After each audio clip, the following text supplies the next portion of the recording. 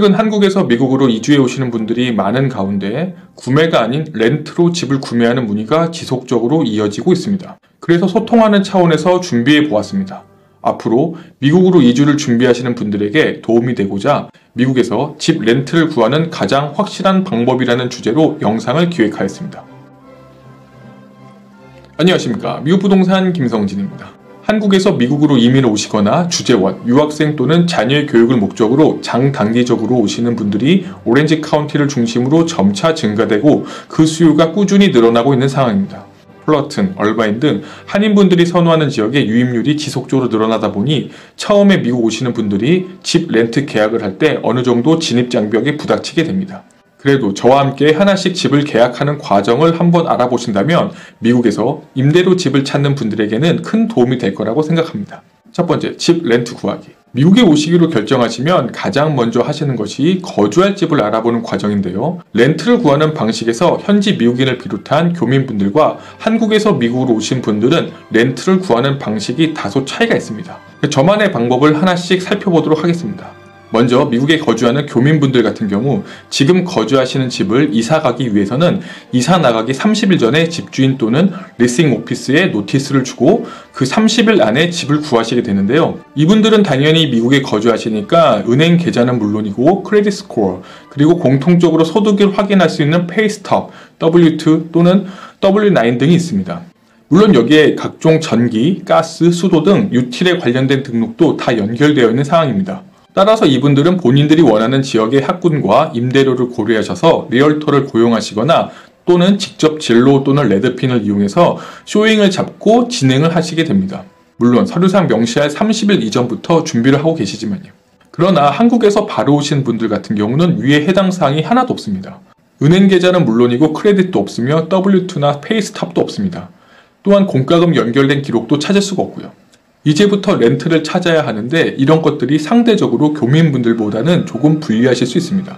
우리에게는 대한민국 여권과 한국의 은행 잔고 증명서 그리고 미국에서 고용을 증빙할 수 있는 잡 오퍼 등이 있습니다. 유학생인 경우 학교 서류가 있겠죠. 따라서 임대를 접근하는 방식도 조금 달리 생각해 보셔야 합니다. 먼저 원하는 집이 있으면 집을 보여달라는 예약을 잡을 때 쇼잉 예약만 하는 것이 아니라 집주인 또는 리스팅 에이전트에게 지금의 상황을 간략하게나마 설명을 꼭 해야만 합니다.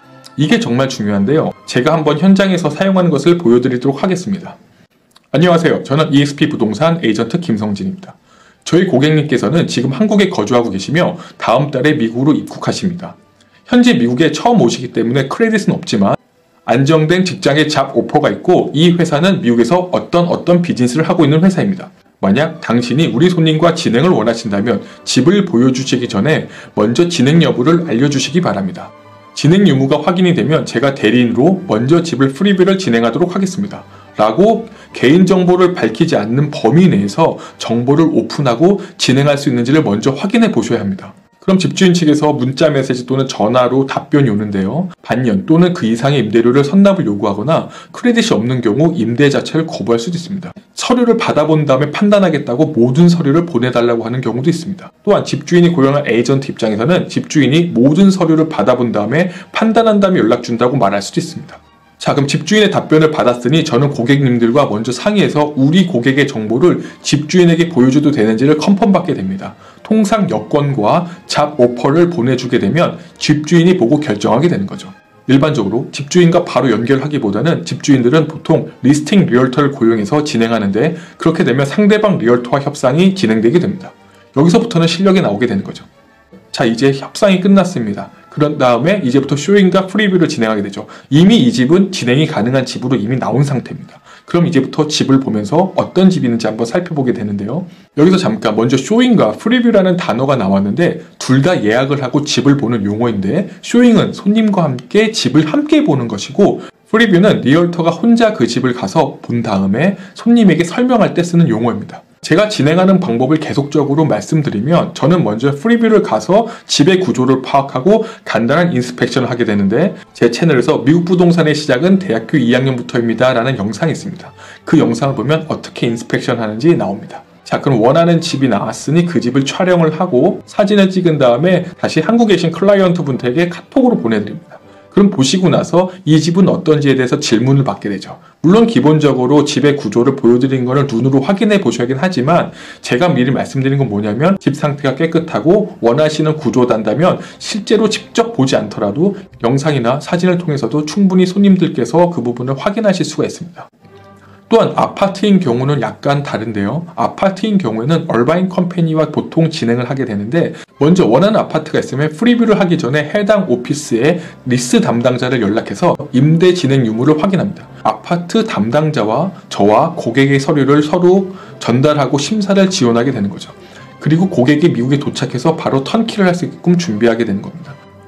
또한 저는 얼바인 컴퍼니에 저희 에이전트 번호인 DID 넘버가 등록이 돼 있고 얼바인 컴퍼니에 등록된 리얼토로서 저희 손님이 한국에 계셔도 대리인으로서 임대 진행에 대한 권한을 한국에 계신 고객님들께 컨펌 받고 난 다음에 고객이 부여한 대리인 자격으로 아파트 담당자에게 대리인으로서 일을 진행하겠다는 것을 또다시 한번 컨펌 받게 됩니다. 그럼 양쪽에다가 다 컨펌을 받았기 때문에 이제부터는 고객을 대신해서 제가 서류도 볼 수 있고 서류도 때로는 작성할 수도 있습니다. 이 단계가 되면 입주 진행 과정을 총괄하게 되는 PM 자리가 되는데 이제 얼바인 담당자는 제가 일을 시켜야 되는 입장이 됩니다. Next story.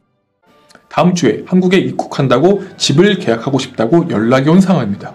여러분들이 집주인이라면 어떤 생각이 드시는지요? 진로우나 레드핀은 이 MLS에서 제공한 정보를 돈을 주고 사간 다음에 일반에게 제공하는 서비스를 하는 겁니다.